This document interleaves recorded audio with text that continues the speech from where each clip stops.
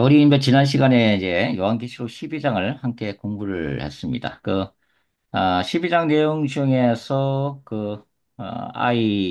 아이와 용의 전쟁에 대해서 우리가 살펴봤는데요. 이제 계시록 12장, 아, 5절 말씀이죠. 그죠? 아, 여자가 아들 낳으니 이는 장차 7장으로 만국을 다스릴 남자라. 그 아이를 하나님 앞과 그 보좌 앞으로 올려가더라. 자, 이게 이제 그 뒤에 나오는 미카엘과 사탄 영의 전쟁과 이제 연결이 되어 있다고 그 말씀을 들었습니다. 이거는 이제 예수 그리스도의 어, 부활과 이제 성천 사건이죠, 그죠? 아, 그 예수님이 부활하시고 어, 승천하신 사건은 천사장 미카엘과 용인 사탄이 영적으로 전쟁하고 천사장 미카엘이 승리하는 사건과 직결이 되어 있다. 그렇게 이제 설명을 했습니다. 그러니까 성령께서 예수님을 죽음으로부터 이제 부활케 하심으로 인해서 이 십자가상에서 죽음의 권세와 악의 권세가 결정적인 패배를 당했다. 이렇게 이제 설명을 했죠. 그래서 저는 이 십자가 사건을 야훼 하나님의 종말론적인 거룩한 전쟁이다. 이렇게 저게 좀 신학적으로 소개를 하고 있습니다. 그래서 이 십자가 사건에서의 승리가 이제 종말의 시대를 여는 거죠. 그죠? 예수님의 초림, 십자가 사건의 승리가 종말의 시작이고 예수님의 재림이 종말을 완성시키는 사건이죠. 그죠? 그래서 이 갈라디아서 4장에서 바울은 이 예수님의 오심 그리고 승리 사건을 뭐라고 이제 설명을 하고 있냐면 때가 차서 여자의 후손이 이제 이 땅에 오신 구원 사건으로 설명을 하고 있습니다. 그래서 이 십자가 사건은 두 가지 일이 동시에 일어났다고 지난주에 설명을 드렸어요. 그죠? 인간의 죄를 사하시는 신적왕으로서의 그리스도의 사역. 그리고 또 한편에서는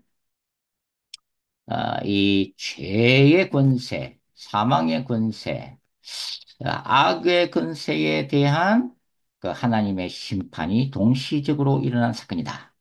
라고 하는 거죠. 그래서 우리가 이미 이제 공부를 했습니다. 요한계시록 5장에서 예수님이 어떻게 이제 묘사되고 있어요? 유다 지파 사자, 그리고 죽임당하신 어린 양. 이렇게 이제 표현되고 있는 것과 똑같은 거죠. 그죠?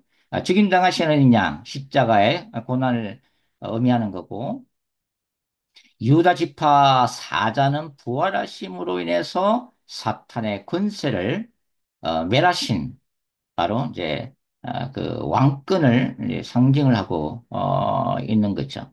그리고 계시록 12장에서 용의 정체에 대해서 요한은 뭐라고 설명을 했다고 그랬어요? 옛뱀, 곧 마귀라고도 하고 사탄이라고도 하며 온 천하를 꿰는 자라고 이제 소개를 하고 있다고 그랬죠. 그래서 옛뱀이라고 이제 언급을 함으로써 이 요한계시록의 수신자들, 1세기에 소아시아 일곱 교회 교인들에게 이 창세기 3장 아담과 하와를 선악과로 유혹했던 그 뱀의 배후에 사탄이 존재하고 있음을 암시하고 있다. 이렇게도 이제 설명을 할 수가 있습니다. 그래서 이 십자가의 승리 사건은 이제 창세기 3장 15절 원시 복음이 성취되는 사건인 거죠. 그죠?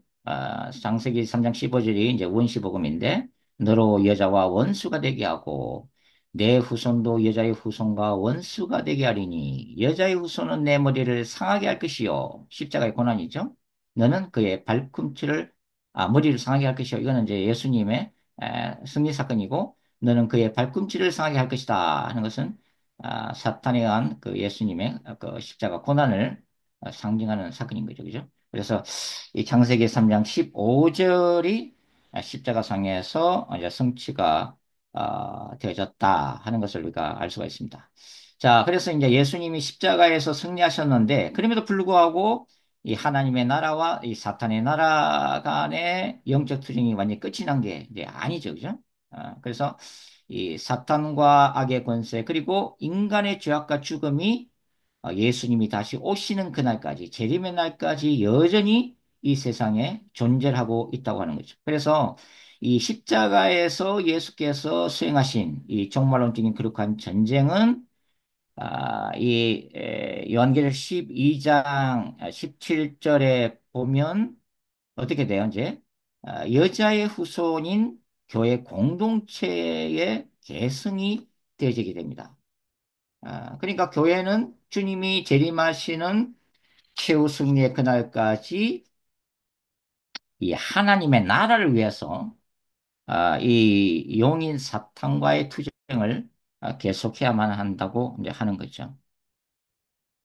그래서 이제 계시록 12장 17절 보시면 용이 여자에게 분노하여 돌아가서 그 여자의 남은 자손, 종말론적인 하나님의 백성입니다. 곧 하나님의 계명을 지키며 예수의 증거를 가진 자들과 더불어 싸우려고 바다 모래 위에 서 있다. 이 묵시적인 환상을 지금 요한이 보고 있는 거죠. 바닷가에 서 있는 용인 사탄, 그리고 누구와 싸운다 그래요? 여자의 남은 자손, 하나님의 계명을 지키며 예수의 증거를 가진 자들, 그죠? 종말론적인 교회 공동체를 상징한다고 볼 수가 있습니다. 그래서 이 마지막 전쟁을 위해서 묵시적 바닷가에 서 있는데 바로 그 중요한 사탄 용인 그 용의 도구가 뭐예요? 13장 1절 내가 보니 바다에서 한 짐승이 나오는데 라고 시작되는 바로 1세기의 로마 황제 1세기 관점에서 보면 로마 황제고 이 종말론적인 관점에 보면은 마지막 즉 그리스도가 된다는 것을 이제 알 수가 있습니다. 자, 그래서 이 계시록 12장 17절의 의미를 우리가 이 종말론적인 관점으로 보기 전에 먼저 항상 제가 지난 시간에도 말씀을 드렸습니다만은 요한계시록 해석에서 가장 중요한 것은 이 요한계시록을 읽었던 원저자, 즉 처음에 이 요한계시록의 메시지를 받았던 1세기 로마 제국의 박해 상황 속에 있었던 소아시아 일곱 교회 신자들의 입장에서 먼저 요한계시록을 읽어야 되고, 그 다음에 그러한 성경적 원리를 그 다음에 종말론적인 관점에서 다시 재해석을 해야 된다 이렇게 이제 말씀을 드렸습니다. 그래서 요 12장 17절을 우리가 먼저 1세기 관점에서 한번 이해를 하는 것이 필요하다고 하는 거죠. 물론 이 12장 17절은 13장과 더불어서 이 박해의 상황 속에 있는 소아시아 일곱 교회에게는 가장 중요한 것은 바로 로마 황제 숭배 이데올로기와의 전쟁을 상징하는 거죠. 그리고 용인 사탄의 입장에서는 얕은 이 교회의 로마 황제를 신으로 섬기기를 강요하는 그런 상황이 가장 핵심적인 자리에 서 있다라고 이제 볼 수가 있는데 우리가 조금 이렇게 1세기 로마 상황을 조금 이해할 필요가 있습니다. 이 로마를 비롯한 고대 국가의 종교라고 하는 것은 이 국가의 사회 정치적 질서의 토대라고 아, 이해를 해야 된다고 하는 것이죠.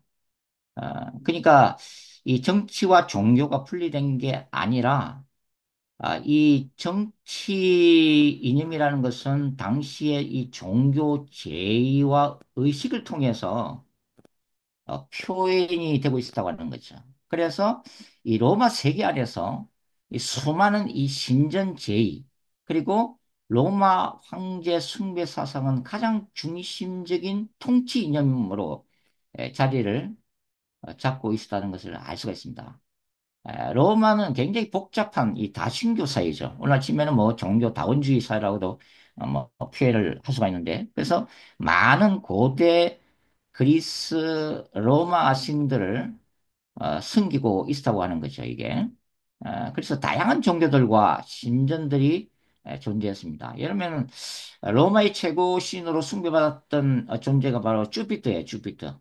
주피터도 뭐 태양신인데 최고 신이에요. 주피터가 이제 숭배를 받았고, 그다음에 뭐 이렇게 머큐리나 미네르바 같은 신들, 이게 그리스 신들로 치면은 이제 제우스, 헤르메스, 아데나 뭐 이런 신들이에요. 그래서 이 로마 가면 이제 만신전이 아직도 남아 있는데 판테온 신전이죠. 그러니까 수많은 신들을 얼마나 많이 숨겼는가를 대표적으로 보여주고 있는 게 이 만신전이에요. 판테온 신전. 판테온 신전. 뭐 지금은 일본이 이제 뭐 이렇게 여러 가지 수많은 수백만 개의 신들을 지금도 이제 숨기고 있는 것을 우리가 볼 수가 있죠. 그래서 이러한 신전들이 바로 이 로마 시대 다신교의 상징이었다고 볼 수가 있습니다. 그 다음에 이제 뭐 이집트에서 들어온 이시스 여신이라든지, 그 다음에 이제 페르시아에서 태양신으로 섬겼던 미트라 같은 신도 로마인들이 섬겼죠. 그리고 여신이 키멜라 뭐 이런 신도 섬겼는데, 여기 뭐 이제 미트라 같은 경우는 본래는 페르시아의 조로아스터 교회에서 유행했던 신이거든요. 이 미트라, 태양신의 미트라가. 로마에 들어오면서 주로 이 군 장교들하고 군인들이 굉장히 인기가 있으죠. 이 미트라, 태양신이. 우리가 이제 313년 콘스탄틴 황제가 박해받던 이 기독교를 이제 정식 인정하면서 이제 그 뭐 기독교가 이제 국교화가 되는데, 뭐 정확하게 표현하면 사실은 뭐 캐톨릭이라고 해야죠. 캐톨릭이. 어, 근데 이 콘스탄틴 황제가 사실 뭐 역사가들은 이제 거의 다 뭐 그렇게 인정을 하고 있습니다만은, 정말 예수님을 믿는 개신교도로 개종한 게 아니라 여전히 태양신을 섬기는 미트라 종교 교인이었다고 보는 거예요. 다만 이 콘스탄틴은 이 로마 제국을 다스리기 위한 정치적인 하나의 수단으로서 개신교를 인정한 거고, 그 개신교를 그 당시 로마 세계에 널리 퍼져 있었던 태양 숭배 사상, 뭐 미트라교 같은 걸 같이 혼합해서 같이 섬김으로 인해서 캐톨릭이라고 하는 괴물이 탄생되었다고 보고 있습니다. 이 키벨레 같은 여신도 이제 뭐 사도행전 19장에 바울이 에베소에서 사역할 때 그 아데미 여신이 에, 자리하고 있었잖아요, 그죠? 사실 키벨레 여신의 자리를 이어받았던 게 뭐 아데미 여신이고, 그 다음에 이 아데미 여신의 자리를 이어받은 게 오늘날 카톨릭의 성모 마리아 사상이라고 이제 볼 수가 있습니다. 여하튼 이 수많은 신들을 섬기고 로마 황제를 살아있는 신의 아들로 섬겼던 1세기 이 로마 세계에서 바울은 복음을 전했고, 바로 그러한 세계 속에서 이 요한계시록의 수신자들인 1세기 소아시아 일곱교회 교인들이 박해를 받았다고 하는 거예요. 근데 바울은 이런 로마 세계에 피 묻은 그리스도의 복음을 전하면서 특별히 이 초자연적인 세력과의 영적 전쟁을 강조했습니다. 그게 이제 에베소서 6장에 있는 말씀이죠. 그죠? 어, 그래서 이제 이 바울 서신에는 이 정사와 권세라고 하는 단어가 많이 등장하는데, 지금도 뭐 교수직을 하고 계신지는 모르겠습니다만, 이 탈보 신학교에서 가르쳤던 그 클린턴 아놀드 교수님이 이제 책을 한 권 냈는데, 그 한국말로는 영적 전쟁이라고 이제 표현이 되어 있는데, 원제는 이 Powers of Darkness예요. 어둠의 권세들. 특별히 정사와 이게 바울 서신에 나오는 정사와 권세 개념이 뭔가를 좀 학문적으로 설명하고 있는 그런 책인데, 이 아놀드 교수님에 따르면 바울이 얘기하는 이 정사와 권세는 좁은 의미를 보면은 1세기 에베소를 지배했던 아데미 여신 숭배 사상, 그리고 마술, 점성술과 관련이 된다고 하는 거예요. 그러니까 정사와 권세는 사탄의 지시를 받고 활동하는 타락한 악한 영들을 의미한다고 하는 것입니다. 자, 이렇게 수많은 이 신들이 숭배를 받았던 이 로마 제국 안에서 대중들, 이제 일반 로마 시민들에게 또 특별히 또 몇몇 신들이 대중적인 인기를 끌면서 널리 숭배를 받았는데, 우리가 이걸 상식적으로 조금 아실 필요가 있습니다. 첫 번째로 아까 제가 설명드렸던 키벨레예요. 키벨레. 키벨레 여신입니다. 이 키벨레는 위대한 어머니, 신들의 어머니로 알려져 있었다고 하는 거죠. 그래서 이 키벨레 이 제이 입교자들은 이 수술을 잡아서 그 피를 온몸에 뒤집어 쓰고 그 피를 마심으로 인해서 이제 나는 이 키벨레 여신을 숭배하는 숭배자입니다라고 이제 자신을 다 이제 입증을 해야 되는 일종의 세례식인 거죠. 어, 그런 의식이 로마 세계에 많이 이제 퍼져 있었고, 이제 이렇게 짐승의 수소의 피를 뒤집어 쓰고 피를 마심으로 해서 뭘 믿었냐면, 이렇게 함으로써 자신의 모든 죄와 허물이 씻음받다고 생각했어요. 그리고 이제 그 여신과의 신비로운 합일에 이른다고 생각을 했습니다. 자, 두 번째가 이제 인기에 있었던 신이 바로 아스클레피우스예요. 아스클레피우스. 아스클레피우스는 치유의 신으로 알려져 있습니다. 여러분들 이제 상징을 이제 인터넷 찾아보시면은 뱀이 휘감고 있는 지팡이죠, 그죠? 어, 오늘날 병원 의료기관들이 바로 이 상징을 사용하고 있죠. 고대 치유의 신 아스클레피우스의 상징인데, 그래서 로마 세계 수많은 병든 사람들이 이 아스클레피우스 신전을 찾아와서 며칠이나 또 몇 달을 머물면서 이 제사에 참여를 하게 됩니다. 그리고 이제 기도를 하게 되죠. 근데 이제 역사적인 이 기록에 보면은 이런 제의 행사를 통해서 기적들이 일어났다고 그래요. 육체적인 치유가 일어났다고 그러는데, 이거는 아마 사실일 거예요. 왜냐면은 이 모든 것 뒤에 사탄이 활동하고 있기 때문에 사탄이 이런 치유 역사도 일으키고 있다고 하는 거죠. 그 다음에 이제 인기가 있는 신이 바로 헤카테라고 하는 신입니다. 헤카테. 헤카테는 주술과 마법, 지하 세계의 지배자로 알려져 있으면서 우주적인 영혼으로 알려져 있는 신이 헤카테예요. 헤카트 여신인데, 사람들은 이 로마 시민들은 이 헤카테를 통해서 이 죽은 사람의 영혼을 불러들이고 또 접신하는 것이 가능하다고 믿었다고 하는 거죠. 오늘날 이 박수무당들 가운데서도 빙의라고 하는 단어를 쓰는데, 말 그대로 죽은 사람의 혼을 박수무당이 불러내가지고 자신의 몸을 통해서 그 목소리가 바뀌잖아요. 그죠? 아니, 실제 있는 일이에요. 여기는. 나중에 이제 우리가 시간 지나면서 제가 무당의 세계도 말씀을 드리겠습니다만은, 이런 것들이 다 배후에 다 사탄이 역사를 하고 있다고 하는 거죠. 그래서 이 로마 시민들은 이 헤카테를 믿음으로 인해서 이 헤카테가 악한 영으로부터 자신을 보호해 준다고 믿었다고 하는 거죠. 이게 특별히 이 헤카테는 마술사들, 주술사들한테 굉장히 인기가 있었던 여신들이에요. 그래서 이 마법사들이나 주술사들은 헤카테 이름으로 주문을 외우고 헤카테 이름으로 기도를 하고 이 부적을 나눠주고 사용하고 그랬다고 이제 하는 거죠, 이게. 음. 그래서 이러한 1세기 로마 시민들이 했던 이 이교도적인 제사, 그리고 수많은 신들을 섬기는 이런 과정들은 사실은 더 큰 악령을 공식적으로 불러들인다 이 말이에요. 그러니까 이런 공개적인 행사, 제사 행위는 뭐냐면 사탄을 합법적으로 불러들이는 그런 행위다 하는 거예요. 사실은 여기에 나오는 헤카테나 다른 신들도 마찬가지인데, 병이 들었거나 또 악한 영이 들었거나 생각됐을 때에 이 주술사들이나 마술사들이 와서 이제 귀신을 악령을 쫓아내 준다고 하는 거죠. 근데 이게 보면은 이들은 사실 사탄에게 미혹되기 때문에 영의 실체를 모르지만 영적으로 보면은 말 그대로 권세가 큰 악령들을 불러 들어가지고 하이급 악령들을 쫓아내는 제스처를 취하는 거예요. 이게 이제 기독교의 축사와 다른 것입니다. 기독교의 축사는 예수님의 이름과 보혈의 능력을 의지해서 타락한 천사들의 악령들을 쫓아내는 거예요.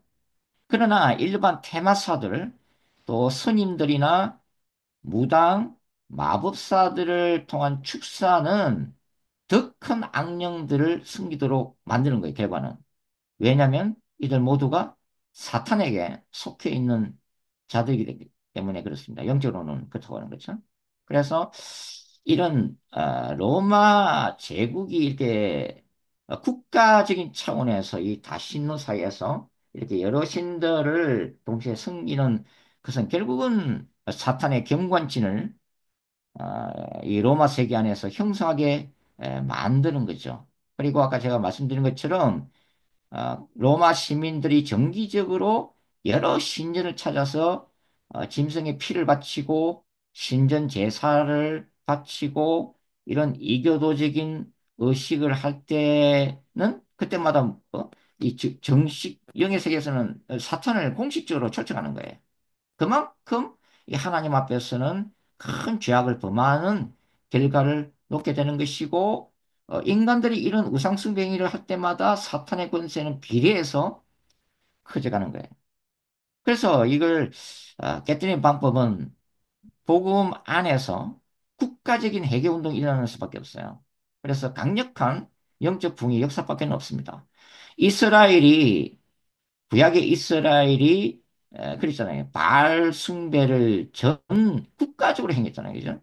어, 야훼를 섬긴다고 하면서도 이스라엘 전역에 산당을 짓고 산속에다가 산꼭대기에다가 뭐 이런 바알이나 아세라 신상을 세우고 산당을 지어서 제사했던 이런 것들은 말 그대로 국가적인 죄악을 범한 거고 그래서 예언서는 구약의 예언서는 뭐예요? 민족적인 회개 운동, 미스바 운동 같은 거, 전 국가적인 회개를 촉구하는 아, 그 메시지를 던질 수밖에 없어 하는 거예요. 그래서 철저한 회개 운동이 일어날 때 영적 부흥의 역사가 일어난다. 그래서 우리가 영적 부흥이라는 것은 하나님이 직접 인간의 역사에 뛰어드시는 활동을 말해요. 거기는 기사와 표적들이 두드러지게 나타난다 이런 거야. 그래서 이 하나님의 직접적인 방문 이런 뭐 표현도 우리가 쓰는데 이 하나님의 어떤 이 방문을 통해서 인간의 죄를 철저하게 회개하는 역사가 일어나고 그 다음에 그로 인해서 사탄의 경관진이 깨어지고 예수님의 부활을 통해서 인간의 죽은 영혼이 다시 살아나는 역사 이걸 우리가 이제 영적 붕이다 이렇게 부를 수가 있다고 하는 거죠. 그다음에 이 로마 시민들 안에서 또 인기를 끌었던 신이 바로 디오니소스입니다. 디오니소스. 로마 이름으로 바카스라고 해요. 우리 바카스. 바카스. 예, 술과 관능과 쾌락의 신이에요. 자, 이 디오니소스 이 축제, 광란의 축제는 뭐 당연히 술 파티가 벌어지고 그 다음에 공공연하게 섹스 행위가 이루어졌고, 때로는 뭐 폭력이 일어나면서 살인 등이 일어났다고 이제 역사가들은 기록을 해놓고 있는 거죠. 온갖 악들이 이 광란의 술 파티에 통해서 이제 일어났습니다. 특별히 이제 당시 로마 세계에서는 여성들이 참 이 축제를 좋아했어요. 왜냐하면 평소에는 이 가부장적 사회 속에서 여성들이 많이 억눌려 있잖아요. 그죠? 뭐 가정주부든 누구든 막 억눌려 있다가 이 국가가 이 허용해 주는 게 이 디오니소스 축제 광란의 밤이거든요. 그죠? 그때는 뭐 좀 다 그냥 개방하고 다 허용해 주는 거예요. 그래서 특별히 여성들이 여기 와서 이제 스트레스를 이제 막 풀고 하는데 그러니까 이 파티가 이제 말 그대로 이 광란의 파티가 될 수밖에 없는 거죠. 이 디오니소스의 상징은 포도주입니다. 포도주. 예, 그리고 이 디오니소스 축제 행사에는 이 과일 바구니 속에 이 남자 성기의 상징을 또 보여주기도 해요. 근데 이게 지난번에 우리 프랑스 올림픽 개막 행사 때도 그대로 나타났습니다. 디오니소스 남자 성기 노출 사건 뭐 이런 게 다 이런 거하고도 연관되어 있다고 하는 거죠. 에베소에서 바울 당시에 유명했던 아르테미스 신전 그리고 뭐 고린도에도 이제 이런 신전들이 많았는데 여기는 수많은 여사제들이 존재했고 이 광란에 있던 종교 축제, 종교 제의라고 하는 미명하에서 이런 신전들에서는 난잡한 성교가 이루어지게 됩니다. 당연시 했어요. 그래서 바울은 뭐 에베소서나 뭐 고린도 전서 등 그 바울 서신에서 이러한 이 환경 속에 있다가 예수님의 복음을 듣고 개종한 이교도들. 근데 그 사람들이 다 이제 신자들이 됐잖아요. 그죠? 그럼에도 불구하고 신자가 된 이후에도 여전히 그 유혹에 시달리고 있는 거예요. 왜냐하면 눈만 떼면은 그런 일이 벌어졌으니까. 그래서 바울은 그의 서신들을 통해서 계속해서 너희를 구별해라. 성령 충만하라. 술 취하지 말고 성령 충만하라. 이런 것들 다 디오니소스 술에 관광 파티를 다 이런 문화가 깔려 있는 거예요. 그래서 이런 것들에 대해서 거룩한 삶을 촉구하는 그런 서신들을 계속 쓰고 있는데 그것들의 이 배경에는 바로 이러한 이 소위 축제나 문화라는 이름으로 이루어지는 신전의 이런 우상 숭배 행위들이 그 배경으로 자리 잡고 있었다는 것을 알 수가 있는 거예요. 그리고 이제 바울은 이 모든 우상 숭배 행위들 가운데 그리스도의 복음을 대적하는 이 초자연적인 존재, 이 사탄과 악령들이 실제적으로 존재한다고 믿고 있었다고 하는 거죠. 근데 이것은 이제 로마 황제를 신으로 숭배하는 뭐 숭배 사상뿐만 아니라 그 인간의 정신을 지배하고 있었던 사상 철학들, 뭐 여기 이제 사도행전도 뭐 에피쿠루스 학파도 막 나오고 이러잖아요, 우리 이제 이런 사상 철학들을 통해서 뭐 고린도서 10장 3절 이하에 보시면은 이 사탄의 경관진이 존재하고 있음을 바울은 우리에게 이제 말해주고 있다고 하는 거죠, 이게. 그래서 이 사탄과 이 타락한 영들은 이 하나님의 종말론적인 거룩한 전쟁의 대상입니다. 그리고 궁극적인 심판의 대상이에요. 이런 악한 영들은 인간 본성을 이용해서 인간 역사 안에서 다양한 방법으로 이 하나님과 교회 공동체를 대적하면서 세상을 실제적으로 지배하고 있는 존재들입니다. 눈에 보이지 않지만 사실은 굉장히 생생한 그런 실제들이에요, 사실은. 인간 사고의 배후에 존재하고 있는 이런 악령들은 아, 우리가 기억해야만 한다고 하는 거죠. 그러나 이제 예수님이 재림하시게 되면 결국은 이러한 악의 종말이 이제 고하게 될 거라고 하는 거죠. 그리고 요한계시록에서는 용인 사탄과 마지막 적 그리스도와 거짓 선지자와 타락한 세상, 또 엄녀 바벨론, 열불 열왕, 모든 사탄의 왕국에 속하는 것들이 최후의 심판을 통해서 마침내 불못에 던져져서 멸망을 당할 것이다. 그렇게 이제 우리가 이제 성경에 기록을 해놓고 있습니다.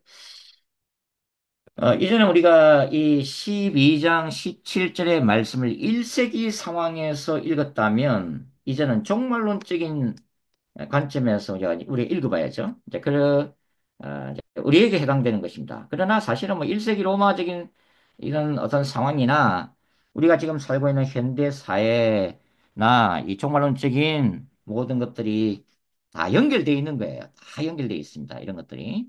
그래서 이 12장 17절 용이 여자에게 분노하여 돌아가서 그 여자의 남은 자손 곧 하나님의 계명을 지키며 예수의 정글을 가진 자들과 더불어 싸우려고 바다 모래 위에 서 있더라. 이게 과연 오늘날의 상황에서는 또 마지막 때를 살아가는 우리에게는 과연 어떤 식으로 와닿는지를 함께 공부를 해 보도록 하겠습니다. 이제 뭐 목사님 뭐 PPT 그거 저기 띄워주시면 될 것 같아요. PPT를 띄워주십시오. 음. 저는 이게 그 요한계시록 12장 17절이 한마디로 이 기독교 세계관과 비기독교 세계관 사이에서의 전쟁이다라고 제가 생각을 하고 있습니다. 결국은 우리가 생각하게 뭐냐면 우리는 어떤 세상에서 살고 있는가 하는 거예요. 이 적그리스도를 준비하는 사탄의 전략들은 무엇인가라는 것을 한번 우리가 공부를 해보고 볼 필요가 있다고 하는 거죠, 이게. 뭐 지금 제가 몇 번씩이나 말씀을 드렸습니다마는 지금 전 세계에 뭐 전쟁도 많이 일어나고 지진, 폭우, 폭설, 홍수, 화산, 허리케인 이 온난화로 인한 무섭도록 심각한 생태계 파괴 현상으로 날마다 직면하고 있습니다. 종말론적 현상이죠. 그리고 지금은 많은 교단이나 교회들이 동성애를 지지하고 지지하고 종교 다원주의 우호적인 입장을 보이면서 이제 배도의 길을 걷고 있고 또 수많은 또 대형교회 목사님들이 타락하는 양상을 보이고 있는 건 또 이거 다 종말론적인 현상이죠. 근데 이제 우리가 이 보다 좀 근본적인 것은 뭐냐면 기독교 세계관 그리고 비기독교 세계관 사이의 치열한 영적 전쟁을 이해하는 거예요. 어, 사실 이 기독교 세계관에 관한 책이나 강의는 많습니다. 많은데 이 양자 사이에서의 어떤 영적 전쟁에 대한 책이나 강의는 그렇게 많지 않은 것 같아요. 제가 그 1995년도에 출간된 그 안점식 선생님이 지었던 세계관과 영적 전쟁이라고 하는 책이 참 저는 탁월하다 이렇게 생각하고 있는데 아, 이 기독교 세계관, 이게 비기독교 세계관이 뭔지, 그리고 이 기독교 세계관과 비기독교 세계관에 어떠한 치열한 전쟁이 일어나고 있는지를 이렇게 어떤 철학적인 관점, 타 종교 이해에서 좀 선교적인, 복음적이고 선교적인 관점에서 바라보는 책인데, 어, 그 외에는 그렇게 제가 다 찾아보지 않아서 모르겠습니다만 그렇게 많지는 않은 것 같아요. 그래서 제가 이제 이 요한계시록 12장 17절 이것을 이제 주제로 최근에 이제 발간한 전자책이 이 우주적 차원의 거룩한 전쟁이라고 하는 책입니다. 그렇게 뜻깊지 않은 책인데 음, 제가 이제 그 책을 이제 12장으로 구성하고 뭐, 첫 장, 1장에서는 세계관 전쟁이라는 게 뭐냐를 설명을 했어요. 그리고 2장에서는 이 하나님의 대적자로서의 사탄과 악한 영들에 대해서 성경적 신학적으로 설명을 했고, 그 다음에 이제 3장에서는 마가복음 이제 5장에 나오는 그라사 땅 군대 귀신 들린 자의 본문을 통해서 악령 들린 현대 사회에 대해서 조금 서술하고 그다음에 4장에서는 불교 영성의 실체를 고발했고 그다음에 5장에서는 이제 이슬람의 시작으로서의 마호메시 받았던 그 동굴 속에서의 거짓 계시 사탄의 묘에 대해서 좀 서술을 했습니다. 그리고 6장에서는 적그리스도의 영과 명상, 뉴에이지의 세계에 대해서 그리고 7장에서는 영적 세계와 엑소시스트들, 예, 무당, 특히 무당 점쟁이들을 중심으로 이렇게 그 세계에 대해서 어떤 일이 일어나고 있는가를 좀 서술했고, 그 다음 8장이 이제 동성애 운동에 대한 거룩한 전쟁, 9장이 종교 다원주의에 대한 거룩한 전쟁, 10장이 사탄의 특별 지령, 11장 자유주의 신학에 대해서 경고하는 거, 그 다음에 이제 12장이 인공지능 시대, 인공지능을 통해서 스스로 창조주의 자리에 서려고 하는 이 호모데우스, 신이 인간이 그 신이 되는 호모데우스 시대의 와의 어떤 그러한 전쟁에 대해서 이제 서술을 했는데, 제가 이제, 오늘부터 해서 뭐, 한 두세 번 정도, 뭐, 시간 되는 대로, 제가 이 우주적 차원의 그릇한 전쟁이라고 하는 책에 있는 내용을, 핵심적인 내용만, 핵심적인 내용만 여러분한테 좀 소개를, 드릴까, 그렇게 생각하고 있습니다. 그러고서 이제, 끝나면 이제 13장에 들어가야 되는데, 13장 들어갈 때, 이제, 다니엘서도 조금 공부를 해야 돼요. 그래서 다니엘서를 알아야 지금 13장을 이해할 수 있기 때문에, 그래서 다니엘서도 굉장히 분량이 많지만, 그죠? 그렇지만은 뭐 다니엘서의 핵심적인 부분만 좀 골라서 여러분들이 좀 다니엘서와 요한계시록 연계해서 이해할 수 있도록 제가 좀 강의를 하려고 합니다. 아, 창세기 2장에서 저는 그 생명나무와 스나크나무 두 그루가 서 있었다는 것에 늘 주목을 하고 있잖아요. 그래서 생명나무는 생명을 추구하는 하나님 나라의 상징이라고 말씀을 드렸고, 이 선악과 나무는 스스로 하나님의 자리에 올라가려고 하는 철저한 인본주의 위에 세워진 바로 사탄의 나라의 상징이다. 이렇게 저는 설명을 하고 있습니다. 이 선악과를 추구하는 사탄의 나라는 온갖 신비주의, 사탄 숭배, 그리고 인본주의 철학사상과 수많은 종교들 위에 구축되어 있어요. 예.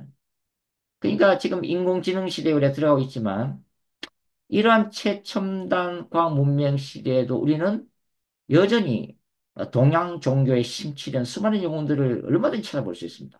그리고 영지주의, 심령과학, 무속, 마술과 주술, 명상운동, 전생과 환생, 사상, 안전기공과 생체에너지, 염력, 투시, 하늘을 읽을 수 있는 점성술, 땅을 읽을 수 있는 풍수지리설, 그 다음에 뭐 점술과 주역, 사주팔자, 체면술, 요가, 관상, 수상, 초혼, 잠재력 개발, 두뇌 개발, 텔레파시, 초능력, 신령술, 강신술. 여러분 한 번은 다 들어봤을 거죠?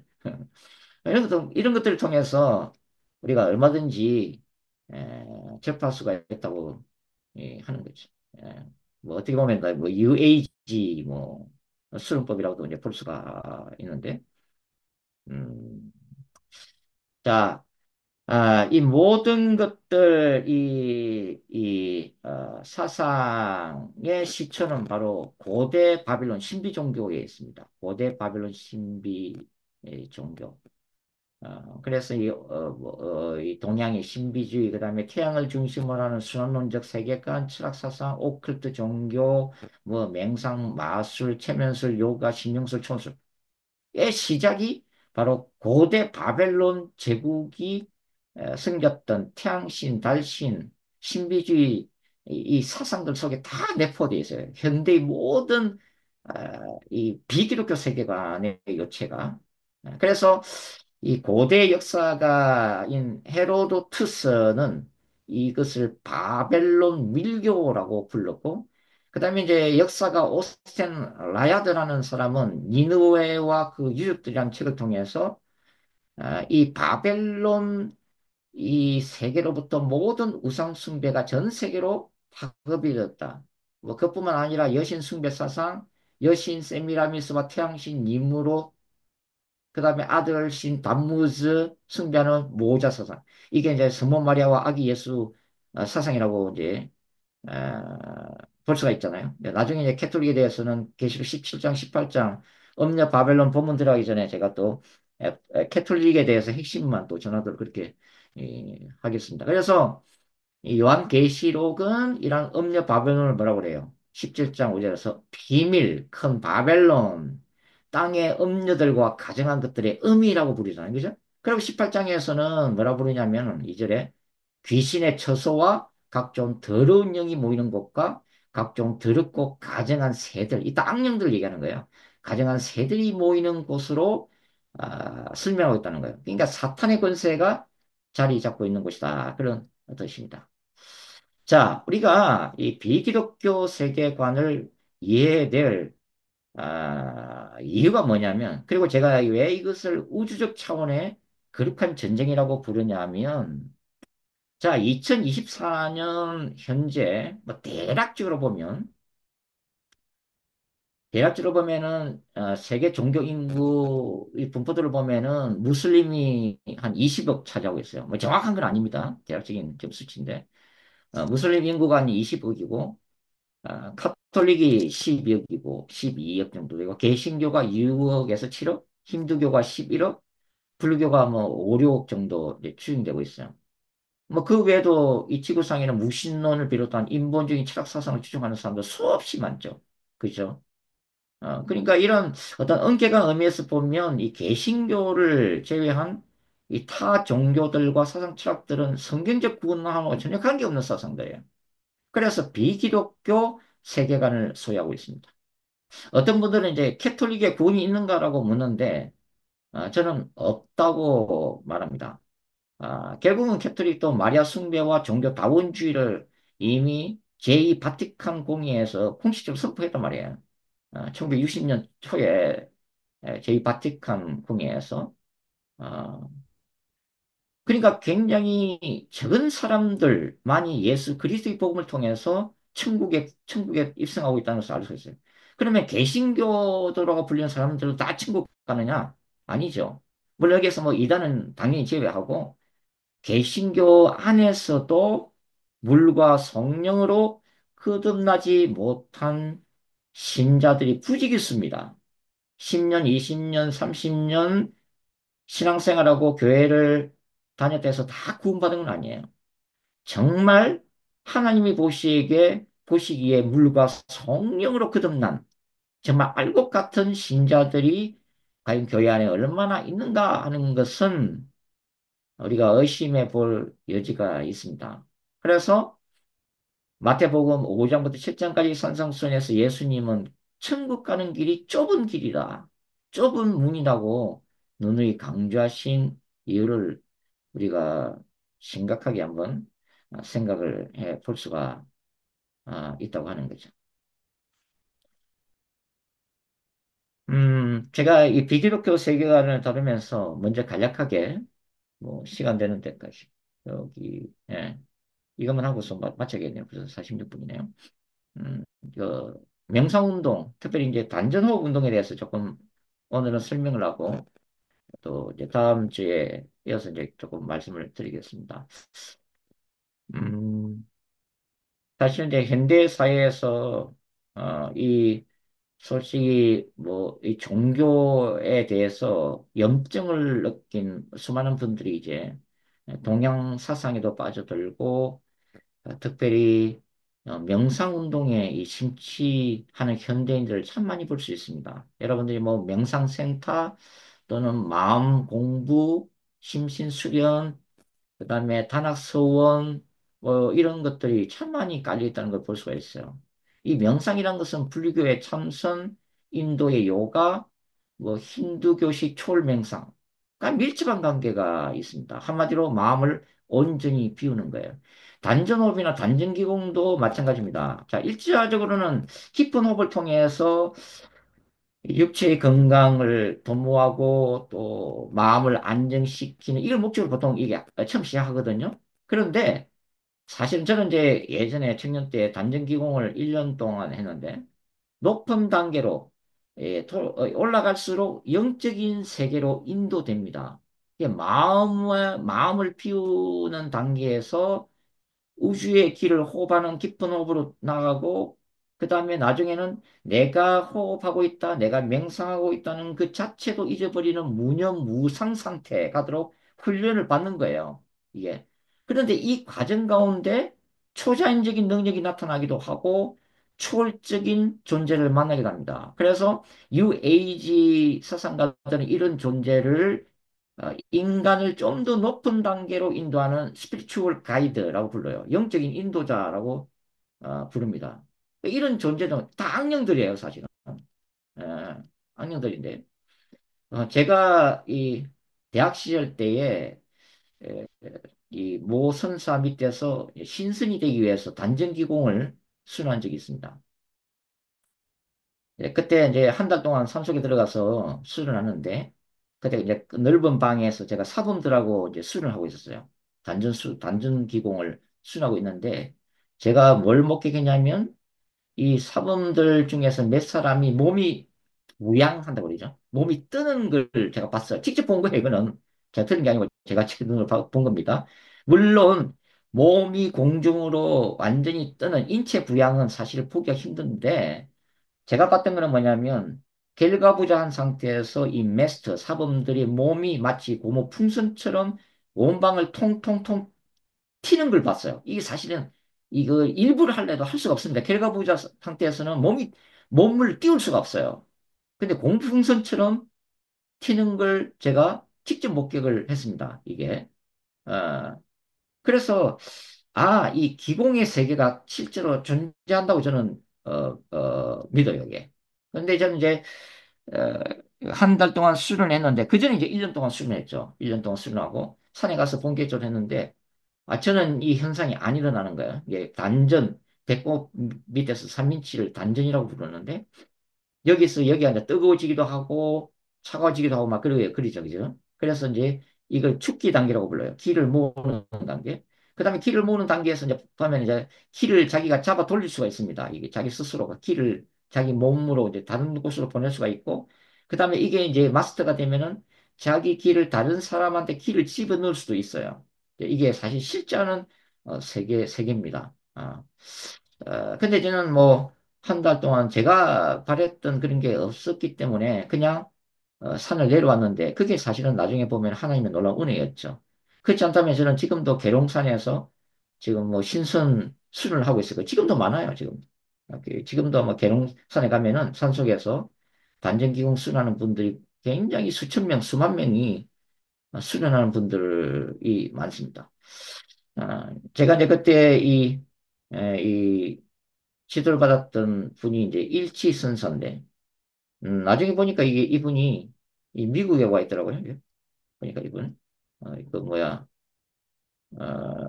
어디입니까? 그 지구상에서 기가 많이 모인다고 하는 세도나, 맞죠?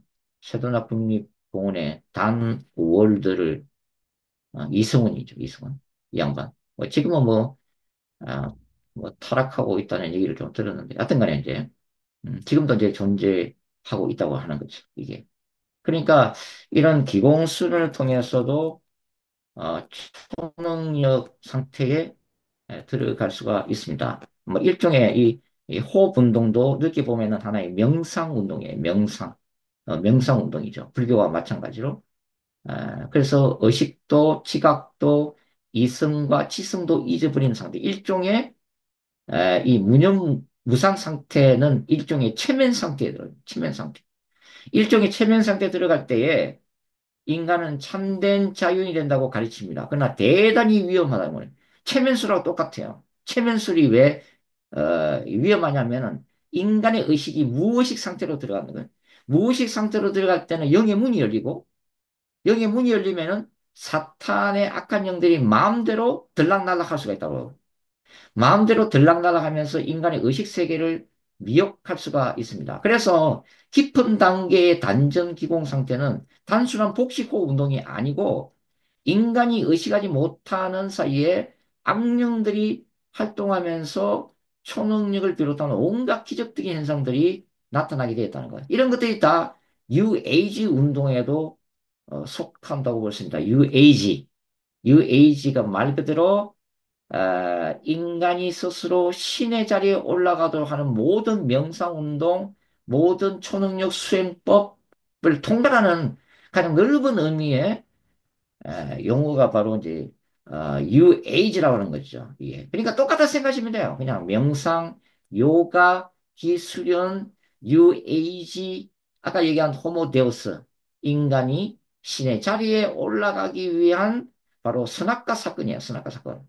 예.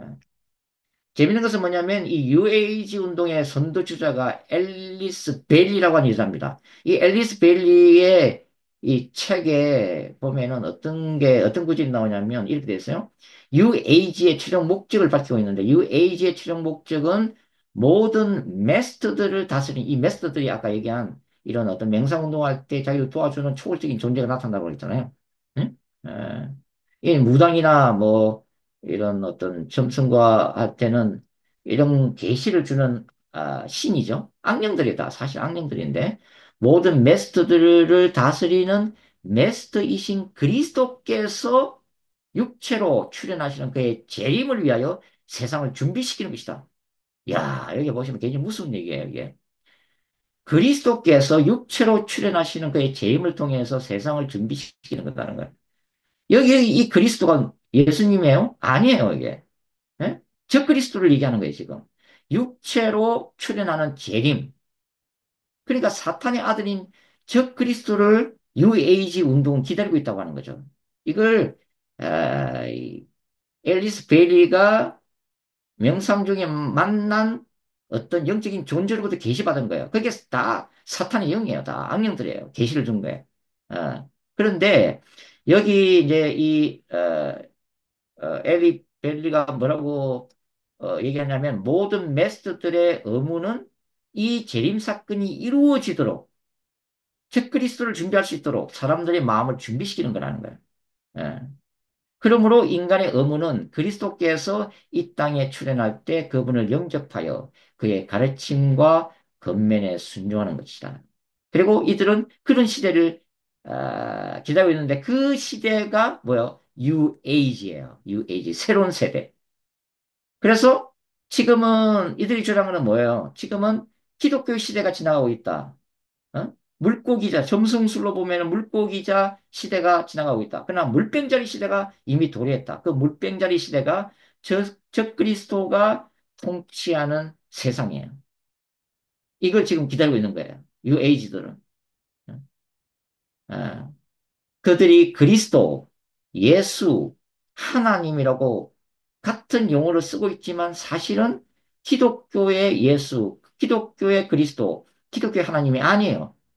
이들이 말하는 하나님, 예수 그리스도는 사탄이고 저 그리스도를 암시하고 있는 거예요.